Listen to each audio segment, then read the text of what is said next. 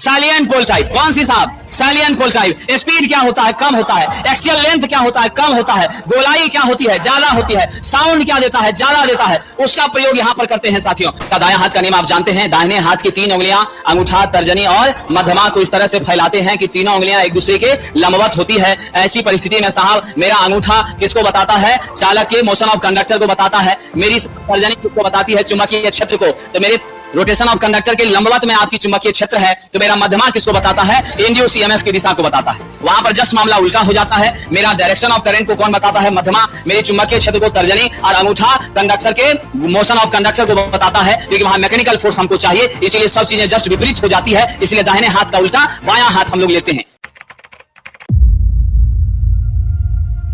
Good evening to all of you साथियों। हम लोग आज चर्चा करेंगे टेस्ट 112 के प्रश्नों के बारे में।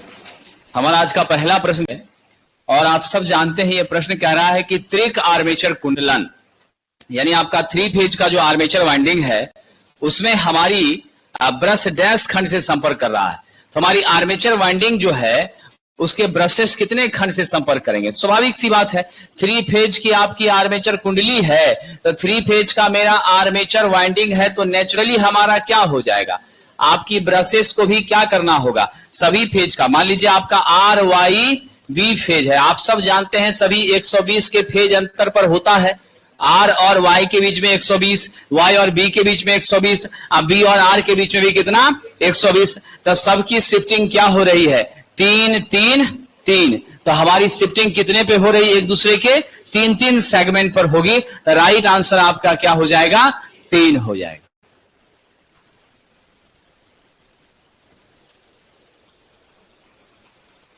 चलिए आगे बढ़ें। करा यूनिवर्सल मोटर में निम्न में से किस गति नियंत्रण विधि का प्रयोग किया जाता है? अब आइए जरा, यूनिवर्सल मोटर के बारे में आप जानते हैं, यह समान रूप से single phase AC series motor क्या होती है? समान रूप से एसी सीरीज मोटर होती है। Concept clear? अब यह जो single phase AC series motor होती है तो इसका बिल्कुल सारा कुछ इसका किससे मिलता जुलता है? डीसी सीरीज से मिलता जुलता है साथियों। और आप सब यह भी जान रहे हैं कि यह आपका एसी डीसी दोनों पर काम करता है। इसकी टॉर्क भी क्या होती है? उच्च होती है। इसकी गति भी क्या होती है? उच्च होती है। तो गति भी उच्च है, टॉर्क भी उच्च है, एसी डीसी पर चलता भी है। अब इसमें जो है हम लोग स्पीड कंट्रोल मेथड का जो प्रयोग करते हैं, याद रखिएगा साहब, मोटर के साथ सीरीज में अगर वेरिएबल रजिस्टर जोड़ देंगे तो नेचुरली हमारे फ्लक्स में परिवर्तन होगा। और मेरे फ्लक्स में जब परिवर्तन होगा, फील्ड करंट में परिवर्तन होगा, फ्लक्स में परिवर्तन होगा, फ्लक्स में परिवर्तन होगा, गति में भी परिवर्तन होगा। पोल को अलग अलग बिंदुओं पर टैप करेंगे तो नेचुरली आपकी पोल की क्या होगी? मेरी फील्ड इंटेंसिटी घटेगी बढ़ेगी। फील्ड इंटेंसिटी घटेगी बढ़ेगी। आप जानते हैं इन सभी मशीनों में मेरा एन किसके व्युत्क्रमानुपाती होता है? फ्लक्स के व्युत्क्रमानुपाती होता है। मेरा फ्लक्स बढ़ता है तो स्पीड घटती है, फ्लक्स घटता है तो स्पीड बढ़ती है, फ्लक्स घटता है तो स्पीड बढ़ती है। ऐसे परिस्थिति में क्या होगा साथियों? हमेशा के लिए याद रखिएगा, फील्ड के टैपिंग करने से भी मेरे स्पीड में परिवर्तन होता है। फिर कह रहा साहब सेंट्रीफ्यूगल स्विच का उपयोग करके, तो जरा ध्यान रखिएगा, सेंट्रीफ्यूगल स्विच का प्रयोग यहां करते हैं कि नहीं करते हैं? दिमाग लगाइए साहब, करते हैं साहब जी, ध्यान रखिएगा। कम्यूटेटिंग टाइप की मोटर है ना साहब, ध्यान रखिएगा। तो यहां पर हम लोग क्या करते हैं? आप केंद्रीय स्विच का भी प्रयोग करते हैं। यानी तीनों मेथड से गति का नियंत्रण संभव है। लेकिन एक छोटी सी बात आपसे पूछना चाहता हूं कि इस मोटर के गति को हम पलटना चाहते हैं, हम चाहते हैं दायां क्लॉकवाइज चल रहा है, एंटी चले, तो क्या करना पड़ेगा?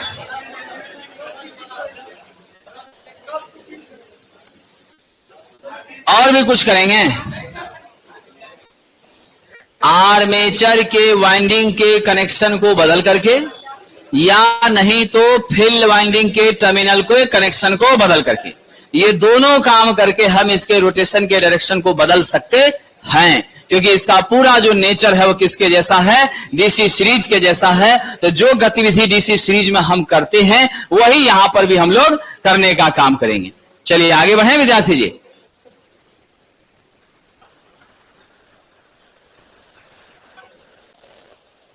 साहब जी हम लोग इसको एसी डीसी दोनों पर न चला रहे हैं, इसी कारण से यहां पर इस्तेमाल करना पड़ रहा है। बाकी डीसी मशीन रहता तो डीसी में सेंट्रीफ्यूगल थोड़ी यूज करते, इसको तो एसीओ पर चलाना पड़ता है, इसलिए तो इसका इंसुलेशन वगैरह को हमको थोड़ा सा क्या करना पड़ता है, बढ़ाना पड़ता है, दोनों परिस्थिति को लेकर एडजस्टमेंट करना पड़ता है। इसी लेकर के कह रहा किसी ट्रांसफार्मर का ट्रांसफॉर्मेशन अनुपात यानी के का मान 0.2 है, प्राइमरी वाइंडिंग में आपके प्राइमरी का वोल्टेज दिया हुआ है, कितना दिया हुआ है आपका V1 220 वोल्ट दिया है, आपसे V2 का मान पूछ रहा है। विद्यार्थी जी आप क्या जानते हैं, आप जानते हैं V2 बाय V1 बराबर क्या होता है, K होता है। अब यहां से आप क्या करिएगा, V2 बराबर K इंटू V1 लिखिएगा, K का मान 0.2 है, V1 220 है, मल्टीप्लाई करिए कितना हो गया 44 वोल्ट हो गया। अब जरा सा ये तो आप जान गए कि मेरा V1 मिल गया हमको 220, अब V2 मेरा आ गया साहब 44। वैज्ञानिकों अब हमें बताइए स्टेप अप ट्रांसफार्मर है कि स्टेप डाउन है?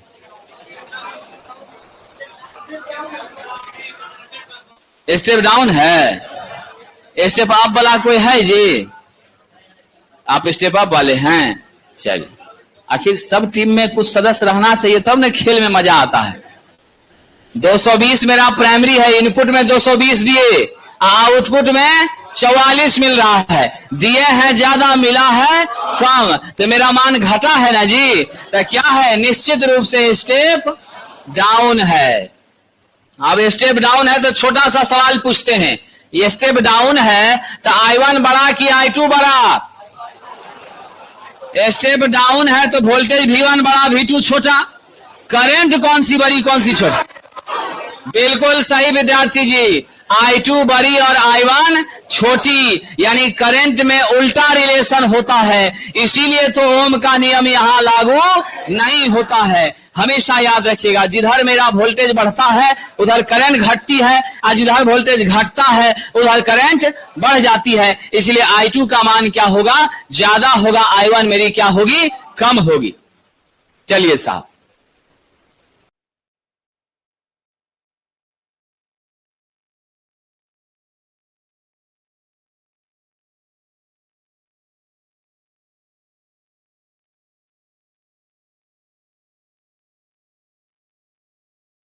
चलिए आगे बढ़ते हैं।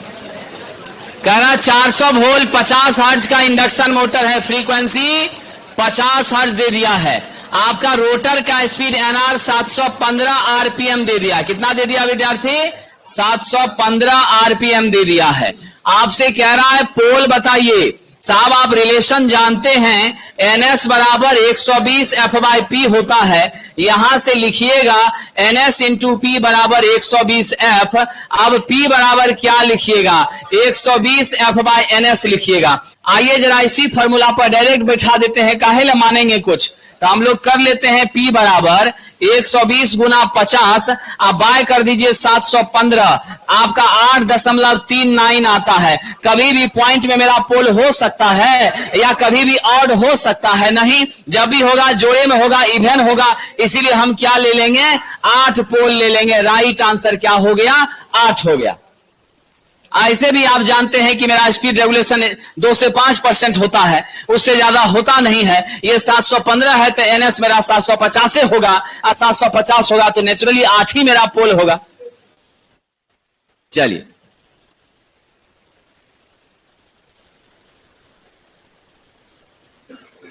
आगे बढ़े विद्यार्थी जी। अगला प्रश्न, 3 फेज 400 वोल्ट 10 HP मोटर के लिए आपको कह रहा फ्यूज की रेटिंग निकालिए कितना होगा।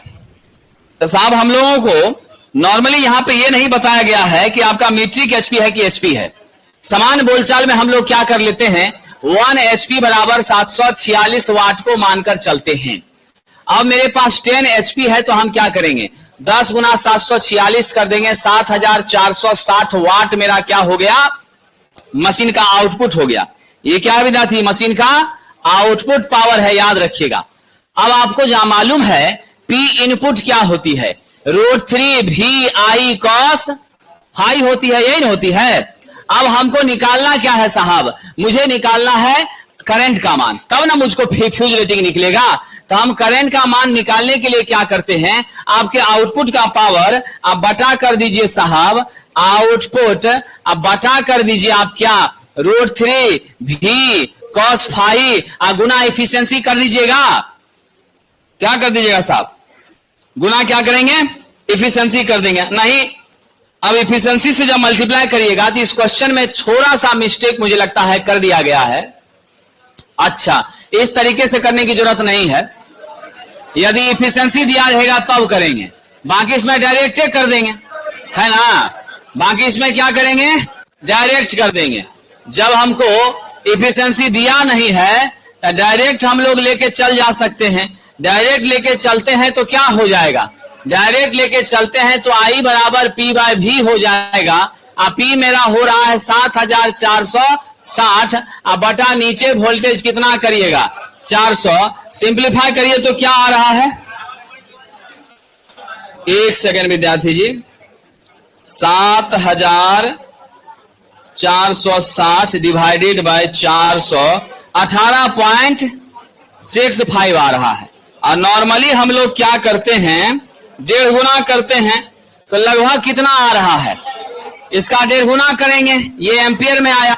अब नॉर्मली इसका क्या करेंगे साहब जी, ध्यान रखिएगा, फ्यूज रेटिंग आपकी क्या होती है, फ्यूज रेटिंग आपकी होती है 1.5 इंटू रेटेड करंट। तो मेरा रेटेड करंट का मान अगर 18.65 आया है तो लगभग ये आता है 27.97 एम्पियर आ रहा है। तो अप्रोक्सीमेट हम डी ले लेंगे। हाँ, 3 फेज है ना विद्यार्थी, तो ये हम √3 से इसको भाग करके कर लेंगे, ठीक है। तो हमको थोड़ा वैल्यू क्या होगा और आसान मिलेगा, नियरेस्ट मिलेगा। लेकिन इस क्वेश्चन में एक डाटा मिसिंग है, इसीलिए हमने इस तरीके से कर दिया। अगर यहां पर रहता साथियों कि मेरी एफिशिएंसी दे दिया गया है मान लीजिए 90%, तब वो तरीका हम लोग जो कर रहे थे उस पर लेके चल जाते। अब नहीं दिया है तो हम क्या करते हैं, चलिए अब मान लीजिए ऐसे करके भी हमको मिल गया एक तरीका। दूसरा, चलिए आपका मन है तो दूसरा हम क्या कर सकते हैं, हमारी फेज की करंट निकालनी है। तो आप जानते हैं हमारा यहां यह भी तो नहीं लिखा है कि स्टार है कि डेल्टा है कि नहीं है, ये भी नहीं लिखा है। अगर यह स्टार लिख देता थोड़ी देर के लिए, अगर यह मान लीजिए कह देता स्टार कनेक्टेड है, तब हम क्या करते, ये मेरा नेचुरली लाइन वोल्टेज ही होता। तब हम क्या करते साहब, फेज वोल्टेज के लिए VL/√3 करते। अब VL मेरा क्या हो गया, VL मेरे पास 400 है, बटा √3 कर दीजिए, कितना आ जाएगा, 200 समथिंग आएगा। 400 डिवाइडेड बाय आपका 230.94 के आसपास आ रहा है, ठीक है, 230.94 आ रहा। तो ऐसी परिस्थिति में हम इससे डिवाइड कर देते, ठीक है। मामला देख लीजिए आपका क्या हो रहा है, आपका मान बढ़ जाएगा, 7460 डिवाइडेड बाय हो जाएगा 230, 32 एम्पियर। अब 32 का 1.5 गुना करिए, बहुत ज्यादा भाग रहा है, ठीक है। तो इसीलिए हम लोग मोटा मोटी अगर कुछ मेंशन नहीं किया है तो इसी तरीके से हम निकाल लेंगे और मेरा 25 हो जाएगा। बाकी हम इस क्वेश्चन को जो इसका भाग है उसको जरा हम आपको बता देते हैं कि किस तरीके से हमको करना चाहिए।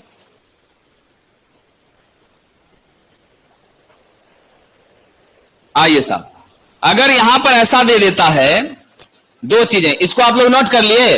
अब जब नोट कर लिए तब आते हैं थोड़ा दूसरे तरीके पर।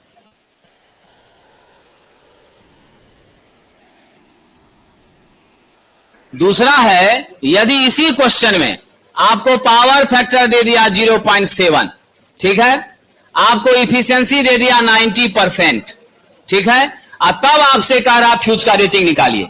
ये दोनों डाटा इसके साथ ऐड कर दिया है। अब इस परिस्थिति में आप क्या कीजिएगा, अब यहां पर हम निकालेंगे लाइन करंट। क्या निकालेंगे, लाइन करंट, समझ गए। और इससे पहले जो किया था वो हमको इसीलिए मानना चाहिए क्योंकि यह भी आपका लाइन वोल्टेज ही है, ठीक है, और हमको निकालना लाइन करंट ही था और वही लाइन करंट को 1.5 गुना हमको करना था। तो मोटा मोटी जो वैल्यू आया था बिल्कुल सही था। अब मेंशन भी क्वेश्चन नहीं किया है कि स्टार है था। अब रही बात इस परिस्थिति में, इस परिस्थिति में जब ऐसा कर देगा आपको तब IL आप कैसे निकालिएगा, तब हमको थोड़ा सा दिमाग लगाना पड़ेगा। तब हमारी आउटपुट की पावर जो आपको निकली थी वो कितने निकली, 10 गुना 746 निकली। अब बटा नीचे क्या करिएगा, √3। अब मेरा वोल्टेज कितना है 400, गुना आपका पावर फैक्टर कितना है, कॉस थीटा के बदले में 0.7, गुना आपका क्या हो गया इफिशियंसी 0.9। अब इसको सॉल्व करिएगा तो मेरा मान आता है 16.85। कितना आता है, 16.85 एम्पियर आता है। अब हम लोग क्या करते हैं, फ्यूज का रेटिंग। अब आपका फ्यूज का रेटिंग देख लीजिए क्या हो जाएगा, 16.85 गुना 1.5। जब इसको सॉल्व करिएगा तो 25.5 एम्पियर आता है, तब भी मेरा आ गया। लेकिन ये तब यूज होगा जब ये डाटा दिया रहेगा। जब ये डाटा नहीं दिया है तो हम कैसे इसका यूज करेंगे, तब हमको डायरेक्ट एनालिसिस करके तब एडजस्ट करना पड़ेगा। 1.5 गुना नॉर्मली लेते ही हैं, क्योंकि हमारी जो फ्यूज होती है, अब रेटेड करंट पर अगर फ्यूज पिघल जाएगा तब तो आपके घर का उपकरण ही काम नहीं कर पाएगा। तब तो 5 एम्पियर का फ्यूज का रेटिंग है, अब 5 पर आपका फ्यूज डैमेज हो रहा है तो डिवाइस चल नहीं पाएगा। 1.5 गुना नॉर्मली हमारा जो है लेते हैं ताकि हमारा मेंटेन रहेगा। चलिए सब आगे बढ़ें। तो 2 क्वेश्चन इसके साथ अटैच हुआ, ये ध्यान रखिएगा।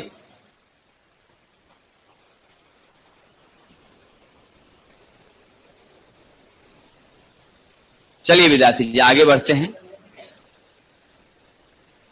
निम्न में कौन सा नियम डीसी जनरेटर में प्रेरित ईएमएफ की दिशा बताता है? सबको मालूम है साहब, फ्लेमिंग के दाएं हाथ का नियम। बाएं हाथ का नियम जो है मोटर में, मोटर के संचालन की जानकारी देता है। यहां पर साहब आपका किसकी डायरेक्शन बताता है, रोटेशन। किसकी बताता है, रोटेशन, यानी आपका फोर्स के बारे में बताता है, मैकेनिकल फोर्स के बारे में बताता है। ठीक है, चलिए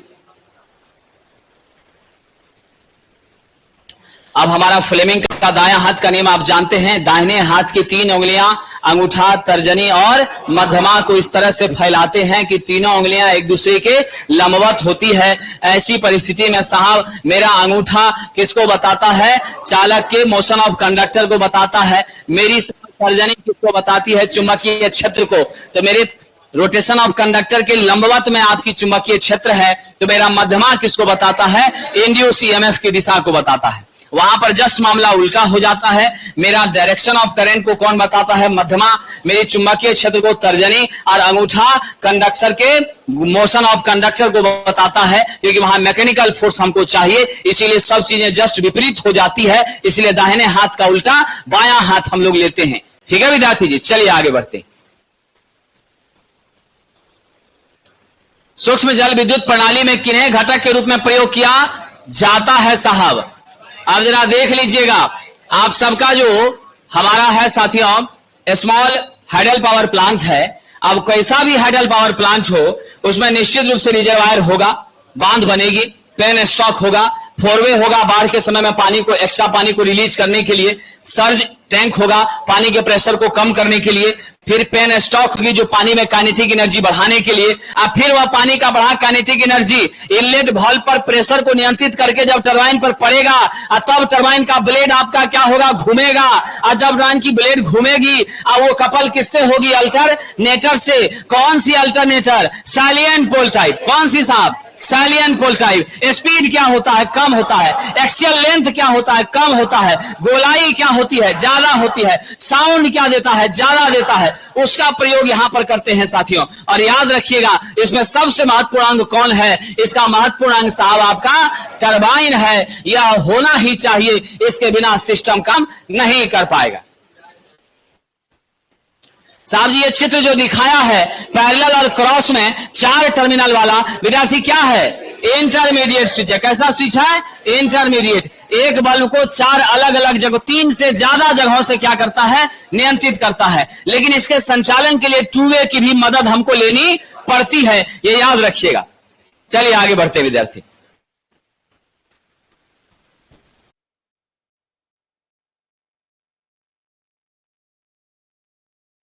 मोटर के संदर्भ में गलत कथन का चयन करें। तो साहब सर्किल मतलब आपका हिस्टैरिसीस मोटर।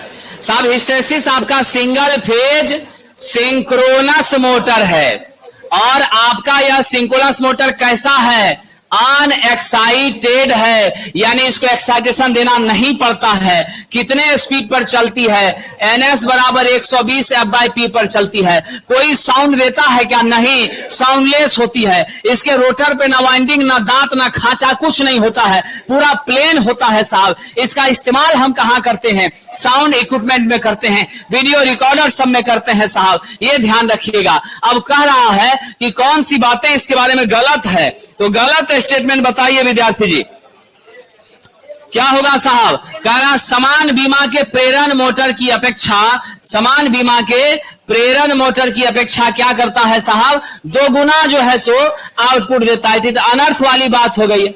कहां से 2 गुना दे पाएगा साहब? या उसके बराबर देता है, ये मान सकते हैं, लेकिन 2 गुना वाली बात बिल्कुल क्या है? अनर्थ है, ये संभव ही नहीं है। बाकी कंपन वंपन नहीं होता है, वाइंडिंग वगैरह नहीं होती है, साउंड लेस रहता है, ये सारी बातें हम लोग सही मानते हैं, लेकिन ये गलत माना। अब सिंगल फेज का कंपैरिजन कीजिएगा आप जो है इंडक्शन मशीन से, स्वाभाविक सी बात है। कहना कौन सा कारक विद्युत प्रघात की तीव्रता में सहायक है? यानी इलेक्ट्रिक शॉक जो आपको लगता है, बिजली का झटका जो आपको महसूस होता है, उसमें कौन कौन चीज से ज्यादा प्रभाव पड़ता है? तो कहना शरीर का प्रतिरोध। भींगा है, शरीर भींगा हुआ है, आपके शरीर का प्रतिरोध कम है, तो बहुत जल्दी झटका जबरदस्त लग जाएगा। मौसम अगर अभी वेट मौसम है, गीला मौसम है, इस समय में झटका ज्यादा लगेगा, कोरोना ज्यादा होगा। धारा का परिमाण, करंट आप देखते हैं साहब, 100 मिली एम्पियर की करंट आपको झटका अगर लगे, चमड़ा जल जाएगा, हार्ट ब्लॉक कर जाएगा, मृत्यु की संभावना 99.9% रहेगी। और यदि साहब 200 मिली एम्पियर से ऊपर पहुंचे तो भगवान भी बचाने में आपको असमर्थ महसूस करेंगे। विशेष कृपा होगी तभी बच सकते हैं। और हमारे घर में 5 एम्पियर जाती है। जरा बताइएगा 5 एम्पियर बड़ा कि 200 मिली एम्पियर बड़ा? बिल्कुल सही कहा साथियों, 5 एम्पियर बड़ा होता है। 200 मिली एम्पियर का मतलब 200/1000 होता है साथियों, समझ गए? इसीलिए मेरा 5 एम्पियर बड़ा। तो हमारे बहुत खतरा जो है यहां पर होता है। और कॉन्टैक्ट पीरियड मैंने कहा था 3 से 4 सेकंड 10 मिली एम्पियर के टच में रहिए, विदा हो जाएंगे। अभी कल हाजीपुर जो है आप लोग जानते हैं, 2 दिन पहले वहां पर डीजे के साथ शिव भक्त जा रहे थे और 11 केवी के साथ में डीजे में ऊपर टच हो गया स्पीकर। उसके बाद जो दुखद घटना घटी है आप लोगों ने मीडिया में सुना है, वीडियो में देखा। तो बिजली देख रहे हैं ना, ये शिव भक्त राम भक्त किसी को पहचानती नहीं है, ना किसी से रिश्ता है, ना किसी से दुश्मनी है। ये बिजली है साहब, सुरक्षा के बाद ही काम करना है, ये जान लीजिएगा। ये नहीं कि टेक्नीशियन बन जाइएगा तो अपने घर में दांते से छील करके हाथे से जोड़ दीजिएगा, सीधे निकल चलिएगा, सैलरी कौन लेगा फिर आपका? इसलिए साहब राइट आंसर क्या है? सभी पर। तो क्या उत्तर देंगे? ए बी सी और डी, चारों इसमें दिया है ना, तो सी नंबर सही हो जाएगा। कह रहा साहब स्पिलवे का मतलब है ये वो स्थिति है जब मेरे बांध में पानी लबालब भर गई है। जब मेरे बांध में पानी लबालब भर गई है, बारिश का भी मौसम है, अब एक्स्ट्रा पानी मेरे बांध के ऊपर से निकल जाएगा या मेरे बांध को डैमेज कर देगा, तो ऐसी परिस्थिति में स्पिलवे का यूज होता है, जो उस पानी को बाईपास करते हैं और मैदानी इलाकों में भेजने का काम करते हैं, जो कि छोटा छोटा नहर का सपोर्टर सब नहर रहता है, जिससे पानी खेतों में, किसानों के खेत में चली जाती है, बाढ़ का नियंत्रण होता है। उस काम के लिए किसका यूज करते हैं? स्पिलवे का करते हैं। और ये स्पिलवे हमको मिलता है साहब, देख लीजिए कहां पर? हाइडल पावर प्लांट में मिलता है, बाकी कहीं पर साथियों नहीं रहता है। चलिए आगे बढ़ते हैं विद्यार्थी जी। जब लाइन का एक सिरा अवरुद्ध हो, कोना या तीव्र मोड़ हो, तीखे मोड़ पर हमको लाइन को घुमाना हो, वैसी परिस्थिति में ट्रांसमिशन लाइन में हम किसका प्रयोग करते हैं साहब? स्ट्रेन इंसुलेटर का। याद रखिएगा, वर्टिकली इसको लटका दीजिए तो सस्पेंशन हो जाता है, वर्टिकली इसी को लटका दीजिए तो सस्पेंशन इंसुलेटर हो जाता है, और हॉरिजॉन्टली इसको सेट कर दीजिए तो स्ट्रिंग हो जाता है, रस्सी के जैसा। इसकी भी क्षमता साहब क्या होती है? याद रखिएगा 33 केवी से लेकर 700 65 kV तक इसकी भी क्षमता होती है। और यदि हमको 11 kV के रेंज में डिस्ट्रीब्यूशन में हमको यूज करना होता है तो मोड़ पर हम किसका यूज करते हैं? साइकिल इंसुलेटर का। किसका करते हैं मोड़ पर? साइकिल का करते हैं। पोल वगैरह पर आप देखते हैं अपने गांव सब में, लेकिन मेन ट्रांसमिशन लाइन में किसका करते हैं? स्ट्रेन का करते हैं। राइट आंसर होगा आपका विकृति सह विद्युत रोधी स्ट्रेन इंसुलेटर। इसको जब भी लगाया जाएगा हॉरिजेंटली लगाया जाएगा, इसमें कोई संदेह नहीं है। और यह बिल्कुल एक क्या है? चचेरा भाई है साहब किसका? सस्पेंशन का। यह ध्यान रखिएगा। चलिए आगे बढ़ते। क्या आरपी सिंह साहब आप तो टीचर में सुने थे, ध्यान दे दिए थे? नहीं ना, टेक्निकली में लगे हुए थे, है ना? चलिए कोई बात नहीं। बहुत दिन के बाद आरपी सिंह साहब का आगमन हुआ है। आरा हारने के बाद थोड़ा सदमे में थे, अब आज दर्शन दिए हैं। थोड़ा लाइन वाइन ठीक करवा दीजिएगा, जो होगा सब क्या कीजिएगा। चलिए आगे बढ़ते।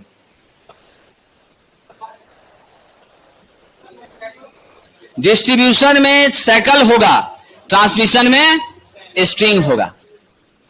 सर कह रहा है 8 पोल है मेरे पास, और जो डिस्ट्रीब्यूशन में होगा ना विद्यार्थी 11 kV से कम में, 11 kV तक उसका मैक्सिमम क्षमता, उससे ऊपर में काम नहीं करेगा। ट्रांसमिशन तो हम लोग 765 kV पर करते हैं, 400 पर करते हैं, 220 पर करते हैं, 132 पर करते हैं, 66 पर करते हैं, 33 पर करते हैं। ये सब रेंज में हम लोग करते हैं। पोल मेरे पास 8 है। आर्मेचर कंडक्टर यानी आपका Z960 है। फ्लक्स मेरे पास 20 मिली वेबर है, यानी 20 गुना 10 के पावर माइनस 3 वेबर है। और आपको स्पीड कह रहा है 500 आरपीएम पर चल रहा है। और देखिए जरा कौन सा वाइंडिंग है जी? सिंपलेक्स लैप है। जब लैप वाइंडिंग है तो ए का मान पोल के बराबर यानी 8 ही हो जाएगा। अब आपको कह रहा है ईएमएफ निकालने के लिए ये बराबर आप जानते हैं P phi NZ bye 60A होता है। P मेरे पास 8 है, phi मेरे पास 20 गुना 10 के पावर माइनस 3 है। कितना है? 20 गुना 10 के पावर माइनस 3 है। N मेरे पास 500 है और Z मेरे पास 960 है। अब बटा नीचे कर दीजिएगा 60 गुना 8। सिंप्लीफाई करिए विद्यार्थी, कितना डाटा निकल रहा है? कितना आ रहा है सरकार? 160 वोल्ट आ रहा है। यही आपका राइट आंसर हो जाएगा, ऑप्शन नंबर सी।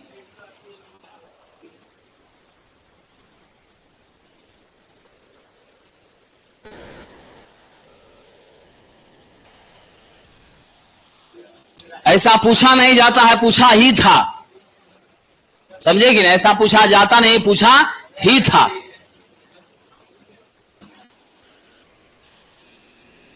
चलिए आगे बढ़े विद्यार्थी जी, बताइए।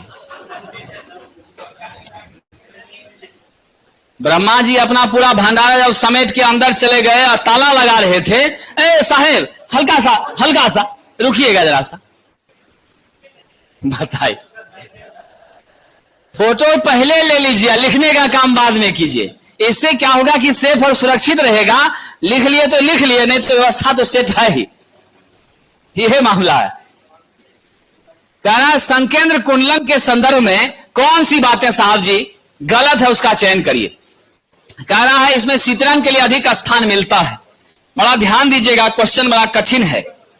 क्या है साहब जी? बात तो जेन्युइन है, सबका केंद्र एक ही होता है और हमारी वाइंडिंग को एक स्पेस मिलता है, कूलिंग इसमें प्रॉपर होता है, बात ये सही है। दूसरा कह रहा है भुजाओं में अंतः पतन नहीं होता, यानी no interchanging in the coil arm, hence coiling can be done by machine which result in fast. गलत बात है साहब, हम हाथ से रिवाइंडिंग कर सकते हैं। समझ गए कि नहीं? ऐसा नहीं है। हाथ से करिएगा तो आपको 700 रुपया मांगेगा, अब मशीन से करिएगा तो 300 में हो जाएगा। हाथ वाला लंबा टिकता है, मशीन वाला का कोई गारंटी नहीं है। आप ले जाइए, 4 दिन बाद खराब हो जाएगा तो फिर पैसा लेगा आपसे। मैक्सिमम 15 दिन का गारंटी देता है मशीन वाले का, हाथ वाले का आपको 6 महीना का गारंटी देता। समझ गए? तो ये गलत बात है साहब। कुंडलांग के दौरान कुल्ली भुजा को अंततः पटलित करने के लिए उठाने की आवश्यकता नहीं। ये बात सही है। उठाएंगे क्यों साहब? लेमिनेटेड है, ये है, लपेटते चले जाएंगे। स्टेट फॉर्मर की आवश्यकता नहीं होती है, क्योंकि यहां पर क्या होता है, टोटल का टोटल केंद्र सबका एक ही होता है, इसीलिए स्टेपिंग करने की जरूरत यहां पर नहीं पड़ती है। यह संकेंद्रित वाइंडिंग है, वितरित वाइंडिंग नहीं है, इसीलिए यह भी बात आपका सही है। आंसर आपका बी नंबर विद्यार्थी जी होगा। आगे बढ़ जाएं। चलिए अगला प्रश्न, विद्युत सुरक्षा नियम के संदर्भ में कौन सी बात गलत है? स्विच बंद करने के बाद फ्यूज को बदलें या निकालें? सही बात है जी। समस्या निवारण के दौरान कहीं कुछ गड़बड़ी हुआ, तुरंत बिना इंसुलेशन वाला नंगा तार पकड़ के एकदम लटक जाइए। अरे आप भी जाइएगा, कितना को लेके भी जाइएगा, इसलिए ऐसा कभी मत करिएगा साहब, नंगे तार को कभी छूना नहीं चाहिए। विद्युत परिपथ में काम करते समय लकड़ी और पीवीसी का पेचकस हैंडल वाला यूज करना चाहिए। सही है, झटका नहीं लगेगा। खंबे या उच्च उत्कर्ष बिंदुओं पर काम करते समय सेफ्टी बेल्ट हमेशा लगाए, नहीं तो झटका लगा, धड़ाम से जमीन पे गिरे, सर फटा, चले गए। सेफ्टी बेल्ट रहेगा, नीचे सरकिएगा और पोल में करंट आपका नहीं है, बच जाइएगा। ये सब ध्यान रखना है। कौन सा कथन प्रतिकर्षण प्रकार के सिंगल फेज मोटर के निर्माण विशेषताओं के संबंध में सही है? साहब जी कह रहा रिपल्सन टाइप का मोटर। आप जानते हैं रिपल्सन टाइप का जो मोटर होता है, किस सिद्धांत पर विद्यार्थी जी काम करता है? यह काम करता है मैग्नेटिक रिपल्सन के सिद्धांत पर। किस पर काम करता है? Magnetic repulsion. आप जानते हैं मैग्नेटिक रिपल्सन के माध्यम से भी हमें फोर्स मिलती है, और ये रिपल्सन तब होता है जब दो आपका सेम पोल एक दूसरे के पास हो। तो सिमिलर पोल में क्या होती है? विकर्षण। अपोजिट पोल में क्या होती है? आकर्षण। तो यहां चुंबकीय क्षेत्र एक दूसरे का क्या कर रहा है? विरोध कर रहा है, और उस विरोध को ही हम क्या कर रहे हैं साहब? स्पीड के रूप में यूज कर रहे हैं। और इस तरह के मशीन का प्रयोग आप जानते हैं ना कहां करते हैं? सिग्नलिंग इंस्ट्रूमेंट में साहब करते हैं। कहां करते हैं? सिग्नलिंग उपकरणों में करते हैं। अब जाइए जरा इसके बारे में देखते हैं गलत स्टेटमेंट कौन सा है। सरकार यहां ध्यान दीजिएगा, कह रहा है निर्माण विशेषताओं के संबंध में सही कह रहा है ना। अब जरा ध्यान दीजिए, कह रहा कि वितरित और समुन्नत ध्रुव प्रकार की स्टेटर कुंडली सपाट कोर स्टेटर के खांचों में निवेशी होती है, यानी distributed unbalance pole type stator coil are inserted in the frame. ये सही है साहब। अनबैलेंस पोल रहेगा तभी रिपल्सन होगा, बैलेंस में अट्रैक्शन की स्थिति पैदा होगी। दूसरा साहब कह रहा है कि एक घूर्णक वितरित कुंडली वहन करती है। A rotor carries a distributed coil which is connected. बिल्कुल सही बात है, कम्यूटेटर से जुड़ा हुआ रहता है। The commutator should be an axial commutator whose rods are parallel to the shaft। बिल्कुल करेक्ट है साहब। इसका रड आपके कम्यूटेटर के साथ कैसा रहता है? पैरेलल। ये तीनों बातें आपकी साहब जी सही हैं। एक बात लास्ट है, carbon brushes move against the commutator. एक अनर्थ वाली बात है। कार्बन ब्रश जब कम्यूटेटर के अगेंस्ट जाएगा तो कहां से करंट का कलेक्शन होगा? ये तो बात ही बिल्कुल गलत है, ओपन हो जाएगा सिस्टम। तो 1 2 3 सही है, यानी B number is the correct answer. 1 2 3 statement सही है, चौथा गलत है। हमसे सही पूछा था तो हम उसी तीनों को लेकर आगे बढ़ेंगे। चलिए सरकार आगे बढ़े। अगला प्रश्न यही है आपका रिपल्सन टाइप का हमारा मोटर। समझ गए? रोटेशन आपकी जो है रोटर की इस हिसाब से हो रही है। यहां पर आपका कार्बन ब्रश लगा है, कम्यूटेटर भी इसमें जुड़ा हुआ रहता है। ठीक है साथियों, ये हम लोग सिंगल फेज एसी सप्लाई पर इसको संचालित करने का काम करते हैं। नाभिकीय विद्युत स्टेशन के संबंध में कौन सा विकल्प सही नहीं है? कह रहा है विखंडन समांतर रेडियोधर्मी होते हैं। इसका अरे ये तो अनर्थ वाली बात है साहब। भरोसेमंद होता है तभी नहीं इसका यूज कर रहे हैं साहब। 1 केजी यूरेनियम आपका जो है किसके बराबर होता है?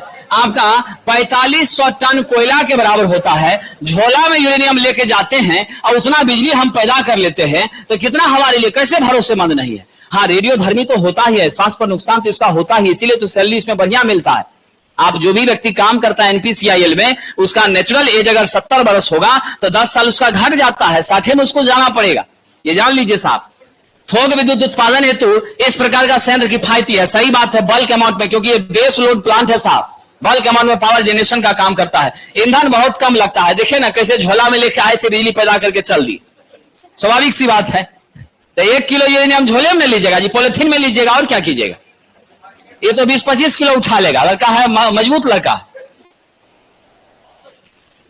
नहीं उठाएगा जी, 25 नहीं उठ पाएगा।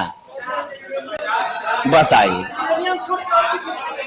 तो 25 किलो उठा लेगा जी, सोना उठा लेगा 25 किलो। हाँ वही तो कह रहे हैं, उसी से तुम्हारा काम चल जाएगा। चलिए, कौन सा कम रखरखाव वाली मोटर है? डीसी में बहुत मेंटेनेंस करना पड़ता है। स्लिप रिंग में भी आपका कार्बन ब्रश होता है। डीसी में क्यों साहब? यहां भी आपका कार्बन ब्रश है। समझ गए? आपका रॉकर वगैरह है, बहुत सारा चीज है। आपकी कम्यूटेटर है, यहां मेंटेनेंस ज्यादा होती है, यहां ज्यादा होती है। सबसे कम मेंटेनेंस किसमें साहब? सिंक्रोनस मोटर में। ये तो और झमेला वाला है, डबल एक्साइटेशन देते हैं, स्लिप रिंग लगाते हैं, ब्रश देना पड़ता है, उसके बावजूद साहब स्टार्ट नहीं होता है, अतः हमको पोनियो मोटर देना पड़ता है। यहाँ तो बड़ा झमेला। सबसे कम मेहनत का और सबसे किफायती कौन सा है? प्रेरण। लेकिन प्रेरण में भी कौन सा? Squirrel cage. कौन सा साहब? Squirrel cage. लॉसेस भी कम होती है, एफिशिएंसी भी ज्यादा होती है साहब, पावर फैक्टर थोड़ा सा क्या होता है इसका? कम रहता है, बात हम लोग जानते हैं, लेकिन यह है बहुत बेहतर। इसमें टॉर्क थोड़ा शुरुआती कम स्लिप रिंग से होता है, लेकिन हम लोगों ने डिजाइन बदला है। हम लोग क्या यूज करने लगे हैं साहब? हम अब डबल केज या डीप बार, ये दो तरह के रोटर का प्रयोग करने लगे हैं, जिससे इसकी टॉर्क को हमने शुरुआती टॉर्क को बढ़ाने का काम किया है। और शुरुआती टॉर्क के बढ़ने के बाद नेचुरली हमारा क्या हो गया साहब? ये मशीन काफी बेहतर हो गई है, इसमें कोई शक नहीं है। चलिए आगे बढ़ते हैं। 1500 आरपीएम पर चल रहा 4 पोल 3 फेज 240 टर्न प्रति फेज और 0.02 वेबर के फ्लक्स के साथ प्रभावी वोल्टेज बताइए कितना होगा? जरा सा विद्यार्थी जी, ये प्रश्न बहुत इंटरेस्टिंग क्वेश्चन है। मुझे लगता है आप लोग इसको बना चुके होंगे। आपको स्पीड दे दिया है 1500 आरपीएम, पोल आपको दे दिया है 4। सबसे पहले आप फ्रीक्वेंसी निकालिए, क्या होता है? NS इंटू P बाई 120 होता है। NS का मान आपका 1500 है, पोल मेरा 4 है, बटा 120 करिए, 50 हर्ट्ज मेरा फ्रीक्वेंसी निकल गया। अब हमको वोल्टेज निकालना है, यानी EMF का मान निकालना है। ऐसे केस में हमारे अल्टरनेटर में EMF का मान क्या हो जाएगा साहब? 4.44 गुना फाई गुना F गुना आपका T हो जाएगा। KP KD की चर्चा की नहीं गई है, इसलिए उसको यहां पर लेने की कोई जरूरत नहीं है। 4.44 करिए, फाई के बदले में क्या लिखिएगा? 0.02 लिखिएगा, फ्रीक्वेंसी के बदले में क्या लिखिएगा? 50 लिखिएगा, और आपका टर्न प्रति फेज कितना है? 240 लिख दीजिएगा। मल्टीप्लाई कर दीजिए विद्यार्थी जी, कितना हो गया सरकार? आपका 1665.6 हो गया। 1065, नॉट 1665, कितना हो रहा है? 1065.6 वोल्ट हो रहा है। केवी में बदलिएगा 1.066 केवी कह दीजिए, कोई दिक्कत नहीं है। राइट आंसर हो जाएगा डी नंबर।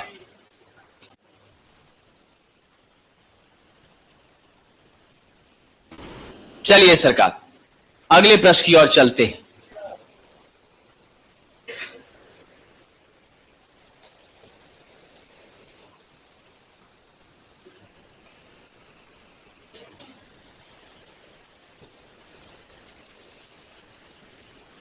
चलिए आगे बढ़े।